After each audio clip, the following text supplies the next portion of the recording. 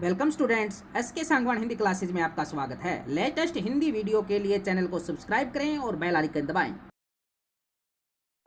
प्रिय विद्यार्थियों, इससे पिछले वीडियो में हमने आपकी पाठ्य पुस्तक आरो भाग 1 के गद्य खंड के प्रथम अध्याय नमक का दरोगा पाठ के अभ्यास के प्रश्नोत्तर किए थे।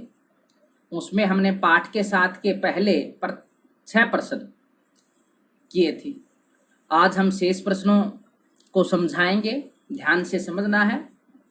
पाठ के आसपास प्रथम प्रश्न है, दरोगा वंशीधर गैर कानूनी कार्यों की वजह से पंडित अलोपीदीन को गिरफ्तार करता है, लेकिन कहानी के अंत में इसी पंडित अलोपीदीन की सहृदयता पर मुग्ध होकर उसके यहाँ मैनेजर की नौकरी को तैयार हो जाता है। आपके विचार से वंशीधर का ऐसा करना उचित था? आप उसकी जगह होते तो क्या करते? उत्तर, पंडित अलोपीदीन जैसे भ्रष्टाचारी व्यक्ति के यहाँ नौकरी करना अनुचित है, गलत है। यदि मैं वंशीधर की जगह होता तो उसकी नौकरी को कभी स्वीकार नहीं करता। उसके द्वारा नौकरी की ऑफर देने के लिए उसके प्रति कृतज्ञता प्रकट करता, किंतु नौकरी करना स्वीकार नहीं करता। अलोपीदीन ने इतनी बड़ी संपत्ति, काले धंधों, चोरबाजारी, जनता को लूट खसोट कर एकत्रित की है। ऐसे व्यक्ति के काले धन की सुरक्षा करना नैतिकता के विरुद्ध है। अतः मैं उसकी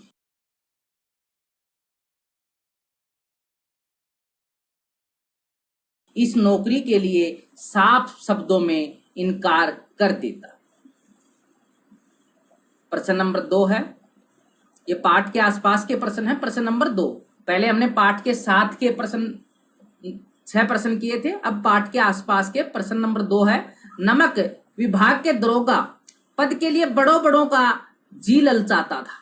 वर्तमान समाज में ऐसा कौन सा पद होगा जिसे पाने के लिए लोग लालायित रहते होंगे और क्यों? वर्तमान समय में आयकर, बिक्री कर, आयात निर्यात, पुलिस विभाग, वर्तमान समय में आयकर, बिक्री कर, आयात निर्यात, पुलिस विभाग आदि विभागों में सभी लोग नियुक्ति चाहते हैं, क्योंकि इन विभागों में ऊपरी आय की संभावना बनी रहती है।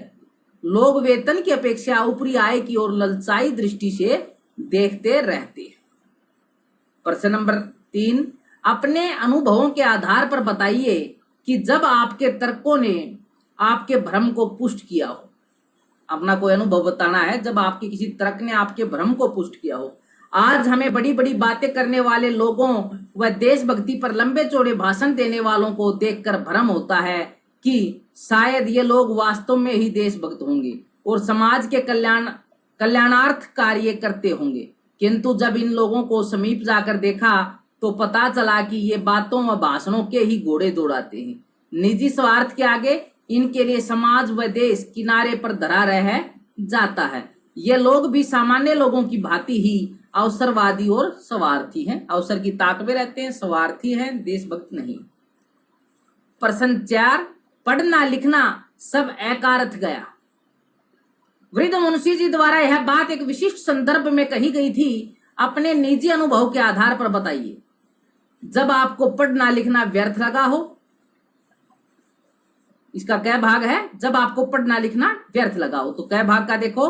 आज अनेक उदाहरण हमारे सामने हैं कि पढ़े लिखे शिक्षित युवक अपने अनपढ़ माता पिता का ध्यान नहीं रखते, जबकि अनपढ़ व कम पढ़े लिखे युवक अपने माता पिता की सेवा और सम्मान करते हैं। उस स्थिति में पढ़ाई लिखाई व्यर्थ प्रतीत होती है। ख भाग है, जब आपको पढ़ना लिखना सार्थक लगा हो। पढ़ने लिखने के पश्चात मुझे अच्छी नौकरी मिल गई और समाज में सम्मान भी बढ़ा तो लगा कि मेरी पढ़ाई लिखाई सार्थक हो गई। पढ़ना लिखना को किस अर्थ में प्रयुक्त किया गया होगा? साक्षरता अथवा शिक्षा, तथा आप इन दोनों को समान मानते हैं। तो इनमें से क्या बात आप पढ़ने लिखने को साक्षरता मानते हैं, शिक्षा मानते हैं, या दोनों को समान मानते हैं? उत्तर देखो, शिक्षा। साक्षरता से तात्पर्य केवल अक्षर ज्ञान से है। शिक्षा अक्षर ज्ञान के माध्यम से विषय के अर्थ को समझना तथा अपने व्यक्तित्व के विकास को कहते हैं। प्रश्न 5, लड़कियां हैं घास फूस की तरह बढ़ती चली जाती हैं। वाक्य समाज में लड़कियों की स्थिति की किस वास्तविकता को प्रकट करता है? इस कथन से स्पष्ट होता है कि समाज लड़कियों को बोझ समझता है। लड़कियों के बड़े होने पर उनकी शादी करने की चिंता स्थाने लगती है। उनके दहेज की चिंता भी मन में बनी रहती है। प्रश्न 6, इसलिए नहीं कि अलोपीदीन ने क्यों यह कर्म किया, बल्कि इसलिए कि वह कानून के पंजे में कैसे आए। ऐसा मनुष्य जिसके पास असाध्य साधन करने वाला धन और अनन्य वाचलता हो, वह क्यों कानून के पंजे में आए। प्रत्येक मनुष्य उनसे सहानुभूति प्रकट करता था। अपने आसपास अलोपीदीन जैसे व्यक्तियों को देखकर आपकी क्या प्रतिक्रिया होगी? उपर्युक्त टिप्पणी को ध्यान में रखते हुए लिखिए। आज के समाज में हमारे पास एक अलोपीदीन नहीं, हजारों की संख्या में अलोपीदीन जैसे भ्रष्ट लोग हैं, जिन्होंने हेरा फेरी और जनता को लूट खसूट कर अथाह धन संपत्ति एकत्रित की हुई है। ऐसे लोगों को देखकर मन में यह प्रतिक्रिया होती है कि ऐसे लोग कानून के पंजे में क्यों नहीं फंसते, उनको सजा क्यों नहीं होती, क्योंकि वह धन की अकड़ में घूमते फिरते हैं। समाज में वंशीधर जैसे धर्मनिष्ठ तथा कर्तव्यपरायण लोग क्यों नहीं हैं, जो ऐसे लोगों को उनके किए पर सजा दिलवा सके। अब यह है समझाइए तो जरा भाग किताब का अपना। पहले पाठ के साथ, फिर पाठ के आसपास, अब है समझाइए तो जरा। नौकरी में ओहदे की ओर ध्यान मत देना, यह तो पीर की मजार है। निगाह चढ़ावे और चादर पर रखनी चाहिए, इसका अर्थ समझाना है। यह कथन व्यंग्यपूर्ण है। वृद्ध मनुष्य की दृष्टि में बड़े पद व सम्मान का कोई महत्व नहीं, महत्व तो ऊपर की कमाई का है। अतः सांसारिक रूप से चालाक व चतुर व्यक्ति को ऊपर की आय वाली नौकरी करनी चाहिए और ध्यान भी ऐसी ही आय पर रखना चाहिए, न कि पद की गरिमा पर। इसका यह अर्थ निकलता है। इस विस्तृत संसार में उनके लिए धैर्य अपना मित्र, बुद्धि अपनी पथ प्रदर्शक और आत्म अवलंबन ही अपना सहायक था।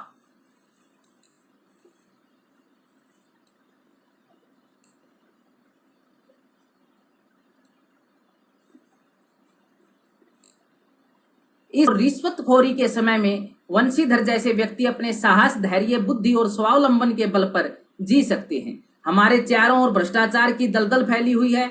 इस दलदल में धंसने से वही व्यक्ति बच सकता है जो धैर्यशील हो, बुद्धिमान और आत्मनिर्भर हो। प्रश्न 3, तर्क ने भ्रम को पुष्ट किया। रात के समय सोते सोते वंशीधर को अचानक पुल पर से आती हुई गाड़ियों की गड़गड़ाहट सुनाई दी।